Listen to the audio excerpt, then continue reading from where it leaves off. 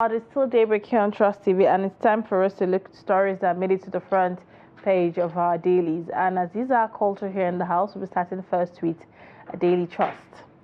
Now, boldly on the front page of Daily Trust, there we have Saudi firm threatens to sue Hajj Commission over contract breach. Now, we saw that story in the details of our story this morning, where they said they were going to take them to an international arbitration panel. But all the details is in the Daily Trust paper. You'd find that on page 4. Now, on the top left, Amotekun sends back 114 Northerners from Ondo State. Still on Daily Trust, despite court ban, VIO returns to Abuja roads. You find that on page 22. And on page 10, Lagos Assembly adjourns indefinitely as move to remove Speaker heightens again. All right, still on Daily Trust, there on the bottom left, manufacturing sector on its last breath, says man. Gunmen kill 19 in Benue, and firm releases Africa's first future fame on AI. Oshu local government crisis, ex-council chair and others killed. Adeleke shot secretariat, we will fish out perpetrators, says the IGP. You'll find that story on page 3. So do well to grab yourself a copy, if you're interested in any of the stories there, and keep yourself informed. Those are the stories we have on Daily Trust. Now let's go to Guardian. On Guardian, there we have boldly in front, Lagos Assembly crisis worsens, reveals deeper cracks in state power dynamics, and Labour Party denies zoning 2027 presidential tickets, refutes Igbo presidency claims. Power outage, UCH resident doctors embark on indefinite strike. Now, if you want to get more on that, check page 2, because it seems like it was resolved sometime last week. Still on Guardian, Nigerians show approval of Tinubu's performance via defection to APC. Man decries rising cost of alternative energy over regulation policy and inconsistencies. You find that on page 3. That's in the Manufacturing Agency of Nigeria. Still on Guardian, Labour lawmakers Obi react as NAFDAC seals 3,000 Lagos shops. Over 20,000 communities without electricity nationwide, says REA. You'd find that on page 29 of Guardian. Well, those are the stories that are on the front page of Guardian newspaper. So do well to grab yourself a copy and keep yourself informed. Now, back here in the studio, joining us to review some of the stories, this morning on today's paper, we have the program director, Daily Trust Foundation, Dr. Theophilus Abba. Thank you so much for joining us. Thank you. Good morning. It's good to have you. All right. There was one time we had a show, and you spoke about how international firms are always dragging the Nigerian government to court on a little breach of contract to the arbitration panel. Now, we'd love to throw more light on that in light of this Saudi firm threatening to sue Hajj Commission over contract breach. And we saw, the commission reacting, saying that there was no such thing and they don't know why they are being dragged to court. What's your take on, coming into contract with international organization that things that could even be handled nationally? Well, when I saw the headline, I was surprised because if the Hajj Commission is giving a contract for catering for Nigerian pilgrims to a Saudi firm, there's no way the commission would say it was not aware. So it speaks to some of the problems we've had in our MDAs, where some persons will sign agreement with organizations and then the top, the CEOs or those at the top will say they are not aware of it. I refer to the P and ID. The issue, was really serious. Nigeria nearly lost millions of dollars, But the government officials say, we did not sign this agreement. We did not sign this deal. Then if you look at one of the recent issues, the Mambila Plateau contract, Nigeria was taken to an arbitration court in France. And we understand that former President Obasanjo and former President Buhari had to go there to make statements. And they will say they were not aware of the agreement that was signed with Sunray or I think Sunrise, yes, Sunrise. They were not aware of any deal with Sunrise. But then Sunrise presented documents to show that there was some agreements that were signed. Now, the issue is this. It means that some persons are actually taking the country for granted. Because I can't imagine the Hajj Commission saying they didn't sign any agreement. Now, if there was an agreement to cater for Nigerians during the pilgrimage, then the top persons in the organization should be aware. They are the ones who ought to have signed. So it's difficult for me to understand why the agency will say we didn't sign when a Saudi organization is taking the organization to court, international court, to say, look, the science agreement, now they are violating it. Okay. And unfortunately for us, most times when you go to such arbitration panels, we are on the defense. Either because we didn't do our homework very, very well, either because they even have witnesses from Nigeria.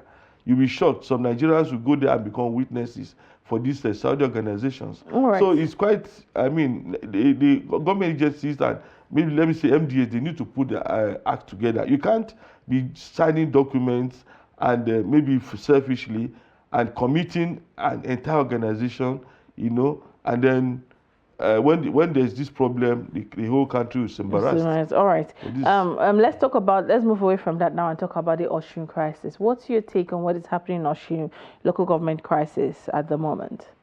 Well, if you look at the violence in Osun, I think a former council chairman was killed. Yes. And from that perspective, you ask yourself, why will he be killed? Now, what happened was that the state government has fixed Saturday for another local government election. Now, a court has said that the former chairman should return to their seats. Now, when the PDP came into power in Osun State, it's like they dissolved the APC chairman, and then they went to court, and the court said, look, APC chairman, go back. Now, the court made that decision at a time when an election was being conducted. And I was just imagining, I said is it that the court or the judge was unaware that there was an election that was being conducted? Because the reason why this APC man went to the secretariat, and for which led to his death, was because he was. I'm feeling that Nigerian politicians should. The Nigerian politicians and the courts should consider the interests of the people when they are taking decisions. Number one, there's nothing wrong. The situation is this: because you have a PDP governor or government in Osun State, it's like all the council chairmen should be PDP. We should not be so. There's nothing wrong in having APC chairman in some local government or Labour Party chairman in local government, even when the the state government is of another political, like a PDP. So this idea of saying that, so far as the PDP is in power in Osun State, every local government chairman must be for PDP is totally undemocratic. All right, let's use the limited time we have now to touch a bit on, the Lagos Assembly. We've seen a lot that is playing out, the whole power tussle, and we've seen that they have adjourned, adjourned indefinitely, has moved to remove the speaker heightened. Now, what's your take on all that is playing with the Lagos State Assembly, ranging from power tussle to the whole drama of the sudden impeachment of the former speaker, and we saw another woman being put in almost immediately, and we're seeing that there are still moves being made to take her out. What's your take on all that is playing with the Lagos Assembly? Well, it shows that there are external influences, and that is contrary to what we learned in secondary school, that there has to be separation of power between the judiciary, the legislature, and the executive. As long as the Lagos House of Assembly yields to the manipulations by external agencies of power, that is when you have this kind of condition. Now, there was a confidence vote, and the lady, the new speaker, won the confidence vote. So if she won the confidence vote, it means that members of the House of Assembly support her.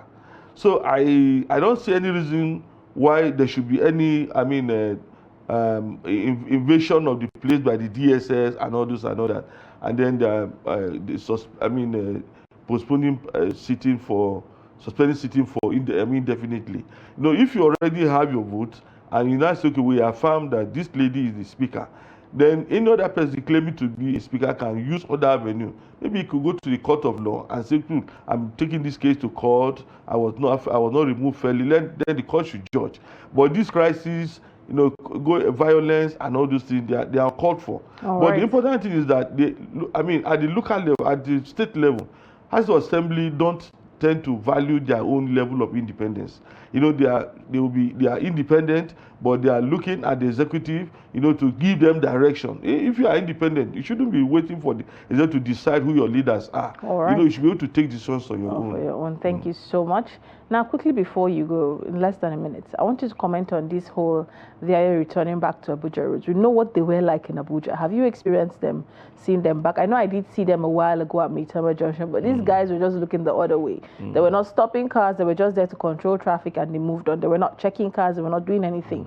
But seeing that they have returned back despite court ban, what's your take on this? And actually, the issue is that the VIO should not be on the road because their job is to ensure that the vehicles that are be on the road are roadworthy, and then they issue roadworthiness certificates to almost every vehicle on the road. If you renew your license, one of the things that is required is that you take your vehicle to the VIO. They will inspect your vehicle and say, hey, this vehicle can ply on our road. Then they give you a certificate of roadworthiness. Now, after giving a certificate of roadworthiness, it has not expired. I'm on the road, and you are now stopping me. Why are you stopping me? You shouldn't be on the road. You see, my problem is that these agencies are becoming revenue-generating agencies, but that is not their job. Their job is to ensure quality control. Make sure that the vehicles on the road are vehicles that should be on the road. Now, if you are impounding vehicles that should not be on the road, there is no problem. But they will see you are in maybe your SUV, they will stop you and they will ask you relevant questions and they disrupt your movement. They had issued roadworthiness certificate. So why should they be disturbing you on the road? They shouldn't be on the road. All right. And that's what the judge told them. All right.